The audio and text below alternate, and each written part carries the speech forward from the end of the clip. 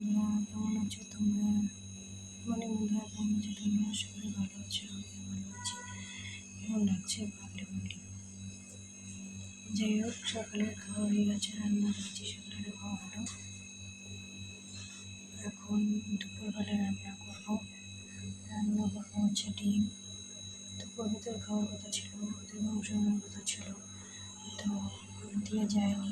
যদি দিয়ে যায় তাহলে ওটা আমি রাত্রে বানাবো। আর এখন ডিমের কারি করবো আর আম দিয়ে টক ডাল করবো। খুব রোদ উঠে আছে দেখো, তো কিন্তু শরীরটা খুবই ক্লান্ত আমার, মানে মশরুমটা একটু বেশি হয়েছে, তো ওই জন্য শরীরটা খুবই ক্লান্ত।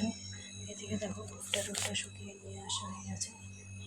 তো ঠিক আছে বন্ধুরা, সকালবেলা খাওয়া দাওয়া হলো, এটা হয়তো একই ডাল চাল দিয়ে ভাত আর পাপড় ভাজা।